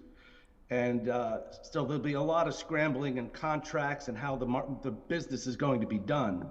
What that means to the Hunts Point market is almost, we're on the sideline because we take positions day to day. So nothing's going to sneak up on us and get us for a long period of time. But it will create, I think, in general, a little higher priced market structure for produce next fall through winter and into spring as the import season unfolds. I think this summer, if there are higher prices, I think it's more from Mother Nature creating shortages and things of that nature. Okay. Councilmember Aviles. Hi there. Thank you so much for your testimony. I was curious about the capacity issue that you were talking about, and obviously using the TRUs to try to address it. So I represent the area that includes Brooklyn Marine Terminal, and we talk a lot about cold storage. Do you need this cold storage on site or with a southern location that could be used through barge service help to alleviate some of that challenge that you're facing with storage capacity? Speaking personally from the Bronx perspective, the market redevelopment will go a long way to solving our capacity issues. New York is expensive. I always have thought that the oversupply that comes into our market might be better off being handled in New Jersey at a cold storage for 17 cents a square foot rather than 32 or whatever it is, although we don't pay it, but that's what the market would dictate normally.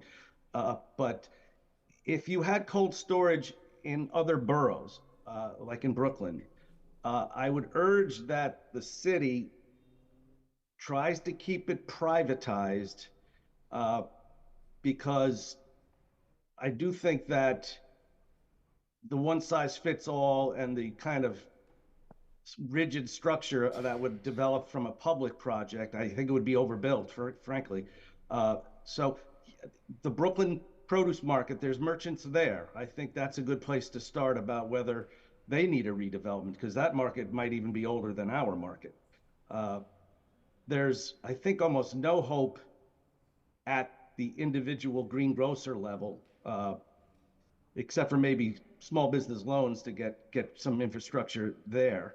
But if you've got the 25 merchants in the Hunts Point market, a adequate refrigeration system, which the new market would do, I think a whole lot would develop that would be very positive. I think it would add shelf life to the product, add freshness to the product, and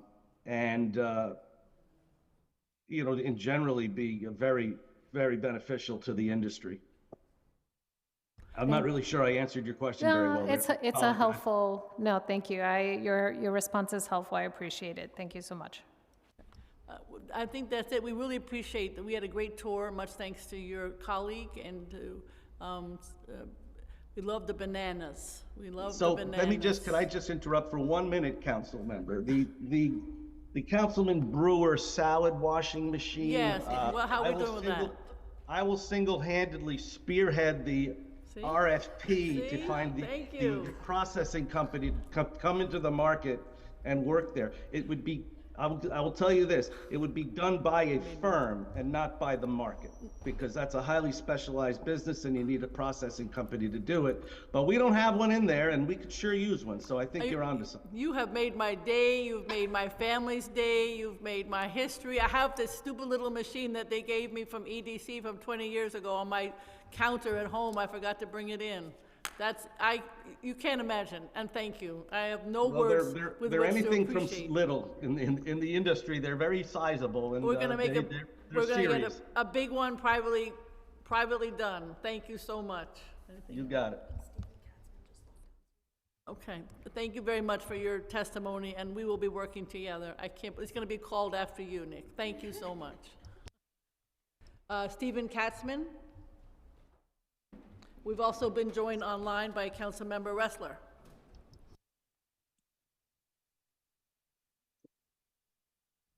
Matthew Durego, if you want to come on. Oh, you were just finished. We're looking for Stephen Katzman. I'm here. I am here. You can begin your testimony.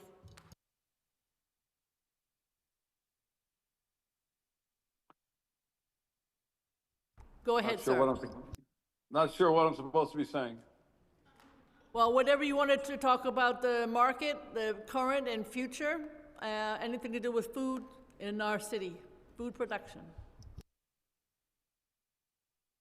Production?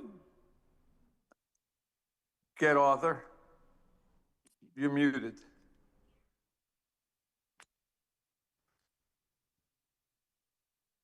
Thank you. Just to bring Steve up to speed, he was in a meeting. So Matthew Dorigo basically did the overview and answered specific questions. So if the council members have any further questions, Steve Katzman is one of the co-presidents of the produce market. You may, Steve, just want to mention the few years that you've been at the market as an overview. I think we're okay, Arthur, but thank you very much. And thank him also for his participation. Right. Thank you.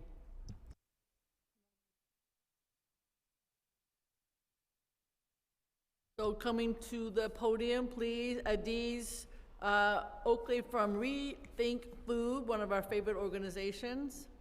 Ray Gomez from the Fulton Street, Brooklyn, and Anita Lee.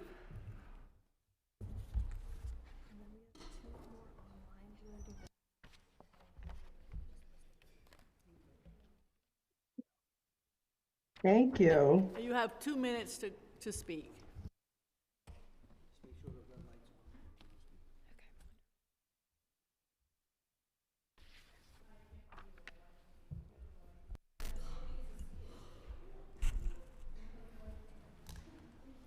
Whomever would like to start, go ahead. Wonderful. Majority Leader Farias, Chair Gail Brewer, and members of the Committee on Economic Development, Oversight and Investigation, thank you for the opportunity to testify today. My name is Adeze Okoli, and I have the pleasure of serving as Chief of Staff for Rethink Food. Since our inception in 2017, Rethink has been dedicated to creating a fair, more sustainable food system and ensuring that every New Yorker has access to dignified, nutritious meals that reflect their cultural backgrounds. Through our network of local independent restaurants and our sustainable community kitchen, Rethink has delivered over 40 million high-quality meals that celebrate diversity in various cultures. We've also injected over $130 million into our local economy, supporting 230 community-based organizations, partnering with 145 different restaurants across the city. Our partnership with council members gives us keen insight into community needs, helping us to ensure meals reach families who truly need them most. This year, Rethink is requesting $150,000 from the Speakers Initiative, Welcome NYC, or Food Pantries Initiative to support and drive our mission forward and provide meals to communities for holiday distributions, special community-based events, or emergencies that arise throughout the year, such as fires, outages, and more, and we hope to count on your support. Our collaboration with partners in government has also offered us opportunities to expand our partnerships with restaurants, a key part of New York City's food infrastructure that we are empowering to drive change by feeding New Yorkers and creating jobs in our community. While restaurants consistently rank among the top industries for creating new jobs, approximately 60% of restaurants fail within their first year, and about 80% close within 5 years. To that end, Rethink is currently exploring a proposal that can mutually support New York State restaurant and agriculture industries, as well as nonprofits, while promoting less food waste and healthier food options. This would be in the form of a food donation tax credit for donated meals to independent nonprofits to then distribute to communities facing food insecurity. We believe there's a real opportunity here to incentivize even more restaurants and small businesses to make a difference by donating their surplus food. We appreciate the Council's attention to creative solutions to support our city's food infrastructure. Thank you so much for your partnership and working with New Yorkers. Thank you very much. Who would like to go next? I can go next. Hi, everyone. My name is Ray Gomes. I'm representing Cultivating Justice, LLC. It's my food equity consultancy. I've also been in food access and food systems work for over 10 years. I was very disheartened to hear some of the ways that MOFP and EDC plan on solving some of these problems that have been ongoing in New York City for years. And I just want to read a couple of things. I did some quick and dirty research around, and especially hearing, wanting to support capacity building in emergency food organizations and also centering businesses. So those are the two things I just want to address. So in 2020, Food Bank of New York had $35.4 million in their budget, and in 2022, they had $97.5 million. City Harvest had $209 million in 2020, and then in 2021 had $337 million. And then Campaign Against Hunger in 2020 had $8.5 million in their budget, and in 2022 they had $16.5 million. 18 dead. I don't know how many people are hurt. A couple I'm not people. sure what that is. New York Common Pantry in 2019 had $12.6 million in their budget, and in 2021 had $20.3 million.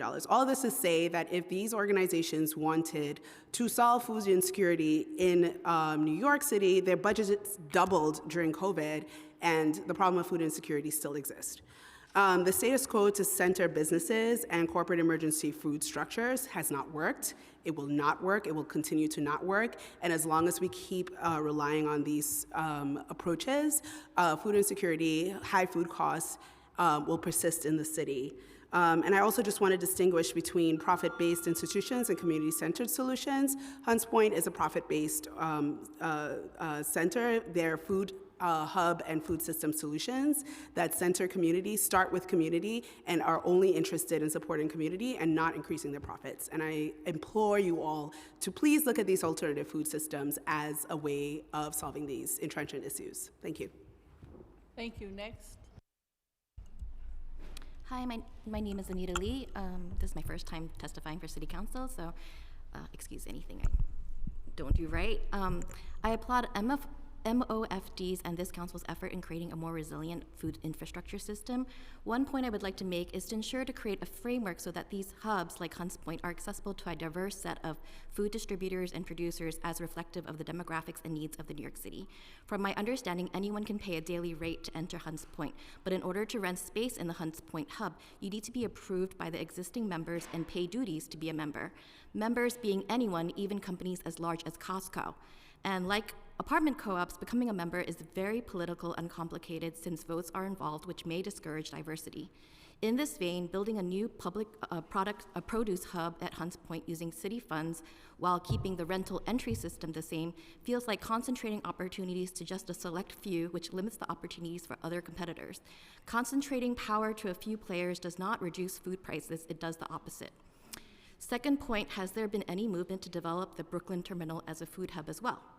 Third point, regarding city-owned grocery markets, Essex Markets in Lower Manhattan is owned by New York City and leases its space to various accessible purveyors, meat, fish, fruits, and vegetables, and finished foods for a diverse set of consumers. So the idea of a city-owned grocery market in the model of a publicly traded grocery market chain should be expanded to city-owned public markets that lease spaces to various independent family-run businesses, which might avoid the overcomplication of a city-owned supermarket. If you want to consider successful city-owned public markets, food markets, I feel Essex Market in Lower Manhattan might be one to look at for learning lessons.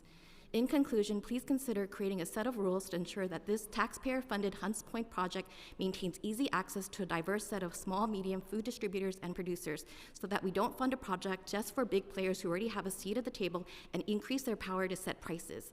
Perhaps we should consider something similar to how a certain percentage of affordable housing is set aside and new housing develops in exchange for city financial support, but for Hunts Point and its food distributors, produce, tenants.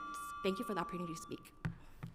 Thank you very much. I just want to clarify when I say against New York City running, but I love Essex Street. That's different. That's the underline is owned by the city, but the markets are individually, privately owned, and it's fabulous. Mm-hmm. All right, thank you all very, very much. Okay, we have two people online. Karen Karp first, and then Rachel Lyons. Karen Karp.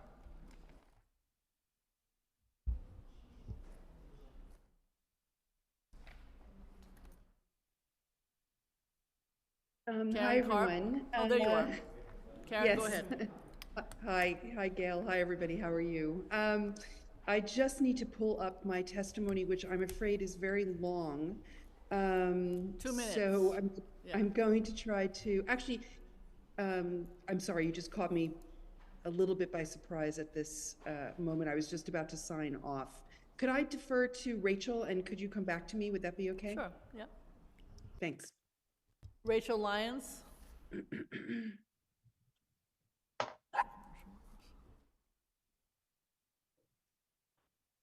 All right, can you hear me now? We can hear you. We love you. Go ahead. We love your union. Hey, everybody. Hi there. My name is Rachel Lyons. I'm the Legislative Director for the United Food and Commercial Workers International Union.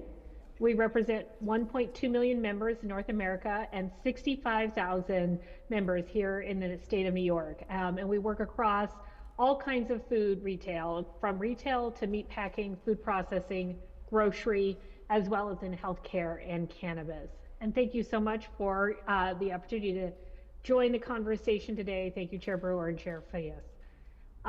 The conversation about a successful food system and what it takes to make it successful is fundamentally important to our members. And we are here to say that every part of this should include provisions that support good jobs in New York City for the nearly 1,000 grocery stores, including food safety, and that should include food safety and delivery in your recommendations. The resilience of New York City's food system is intimately connected to the success of the food workers. And worker-friendly food policies ensure revenue for the city, customers for city businesses, groceries for low-income workers, and jobs for union workers. So 2 key points I'm going to drive home. Good jobs in grocery are good for everyone. We ensure that our shelves are stocked. We administer SNAP at the grocery store and are part of the food safety system. And we really want everything to support all these economic development policies to include labor standards that support food workers. So for example, in the FRESH program that we've been talking about today, we want to ensure that stores that in the application process, stores operating with a collective bargaining agreement are part of the application process, as well as taking into account proximity to another union brick and mortar store. We know that we were talking about the good job that it's done, including creating new grocery stores, but some of those pop up right next to Your time has expired. Thank you. union grocery store that's been providing good jobs for the workers and members of that neighborhood. And then a quick switch to another topic. Let's talk a little bit about delivery and food safety. The pandemic accelerated consumer habits of ordering food for homes and has done so faster than anybody could have predicted. But there's a lack of food safety protections that apply to the delivery of groceries from store to consumer. We have safety provisions out at meat processing plants. We already have city provisions for in-store, but that crucial moment from store to consumer is without a ton of protections. We want to ensure that food originating from grocery stores is safely delivered to the front doors of consumers everywhere, and ensure that whatever we do require is the burden and the funding comes from the employer to provide food safety training and proper equipment to the drivers who deliver from store to home. Right. Rachel, can you summarize up? Can you sum up? Yep. In conclusion, UFCW members urge this committee and the council to incorporate strong labor standards in these food policies, as well as fair wages and good food protections. Thank you so much for your time. Thank you very much. And now we're going back to Karen Carp. Thanks, everybody. And actually, I'm very glad that I'm going. I'm very glad that I'm going after Rachel today, because my testimony actually supports one of her major points. I have really 2 major points to make.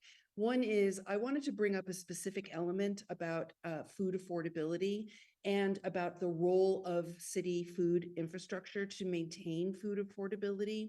One of the reasons that food has become so expensive, both for consumers, but if we talk about buyers that buy in a commercial environment, is because the food system has become so concentrated over the last 50 years. And now most buyers, specifically who are serving city agencies and other corporations and restaurants, hotels, et cetera, are unfortunately too frequently bypassing public infrastructure like the Hunts Point Market because they are part of a vertically integrated supply chain where companies are contracting with farmers for direct shipment to their warehouses, which too frequently do not exist in New York City or even in the New York City metropolitan area, but in New Jersey, Connecticut, et cetera. And then those same companies are creating contracts with buyers, including institutional buyers, including institutional food buyers in New York City and elsewhere, with fixed prices. And so there is very little room. There is no room actually for negotiation of those prices because the food system is concentrated and vertically integrated end to end. The function of the Hunts Point produce market in particular is keeps an open environment of competition available for food buyers. And there's hundreds of buyers there every day. There's dozens of vendors there every day selling food and competing against each other for that food, keeping competition alive. Your time has expired. Thank you. Okay. Thank you. If you want to sum up, go ahead. If you want to sum up. You got cut off. Go ahead. Yeah. My second point, echoing Rachel's, which is the summary, is that the food system needs more highly educated, highly trained individuals, which will create good food jobs, which will alleviate, at least for the 9% of people that work in food in New York City, to have better incomes, which will improve affordability for them. So in summary, I am fully in support of the renovation of the Hunts Point produce market with programmatic elements built in for education, training, innovation, incubation, energy resilience, et cetera. Thank you. Thank you very much.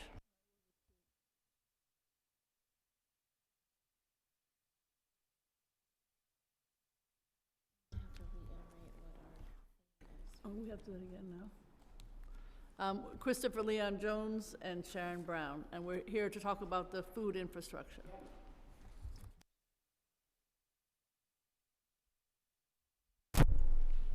Ready? Yeah. Hello, chairs, Farias and Chair Brewer. My name is Christopher Leon Johnson. I'm speaking on opposition to all gross New York City owned food stores, and I'm gonna explain why. Because that concept is nothing but a communist, Soviet, Leninist, Marxist idea that was set up by the New York City DSA and Zohran Madani, who will not be mayor of New York City. Let's make that clear. We all know that Andrew Cuomo will be mayor of New York City. Let's make that clear. I'm calling on the next mayor of New York City, Andrew Cuomo, to reject all. Wait, you took a picture with Cuomo. You took a picture with Cuomo. The government proceeding. You have to stay on topic. I'm staying on topic. I'm staying on topic. He's part of staying on topic. You have to stay on topic. He's a politician, right? Food quality. No, there's a difference between electoral politics and government functionality. This is a government hearing where we're solely talking about the Economic Development Corporation oversight and investigation. Yeah, that's what I'm gonna bring up. Focused on food infrastructure and quality of food in New York City. So if you would like to make a comment on topic, you are allowed your time. I am. You took a picture with him, so let's make that. You took a picture. All right, let's go. Let's go for. You took a picture with him, so let's keep that real. You took a picture with Andrew Cuomo. All right. So, but like I said, this is a bad idea for the city of New York. I'm calling our next mayor to reject the proposal. This is nothing but benefit to DSA. These corrupt unions like Unite Here 100, DC 37, 32BJ. This benefits all the corrupt unions. And let's keep this real. They're not gonna hire people, regular people. They're gonna hire their own people, the DSA and members, those little corrupt members of DC 37 within the major unions to work those type of jobs. This is not going to benefit nobody at all within these city-owned food stores. Botcher, I don't know what he's thinking. I don't know if that donut that he ate from the string has gone to his head, but this is not going to work. City-owned food stores is nonsense. I call on the city to completely reject this notion And Thank you. thank Thanks you. for your testimony. Thank you. Thank you.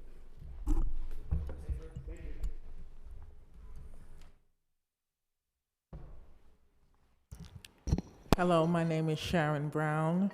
Before I get started, remember the hostages, release the hostages, let Yahweh's people go, defend Israel.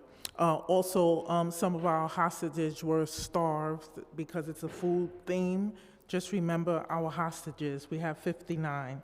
Okay, homeless to homes and home gardens. We need to get people into homes, and then when we get people into homes, directly into homes without red tape, we can also start helping them make gardens so that they can sustain living in a home of their own, even plants and things in their house, and they can learn how to grow food, and it will be sustainable for them, not only to go places and get food, but also to grow fruits, vegetables, and whatever kinds of foods they can grow in their home and also in their backyard, front yard, or something like that. So if we can try to get people into homes, veterans, military, homeless, we would be able to help them with food.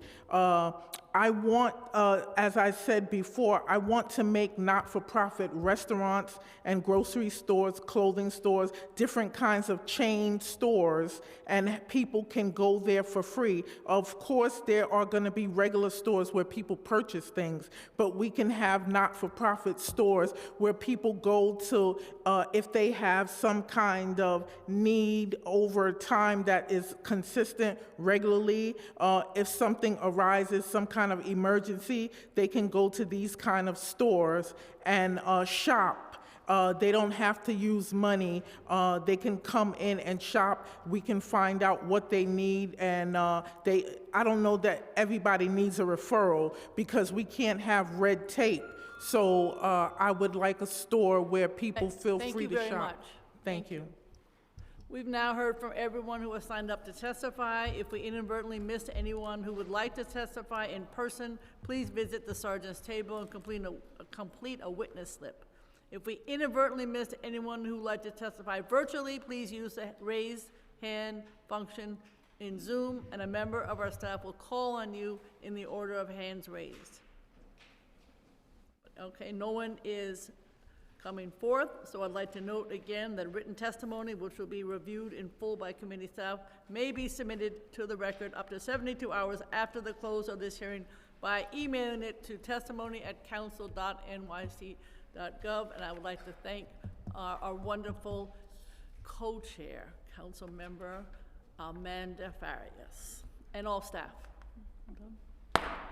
Thanks, Gail.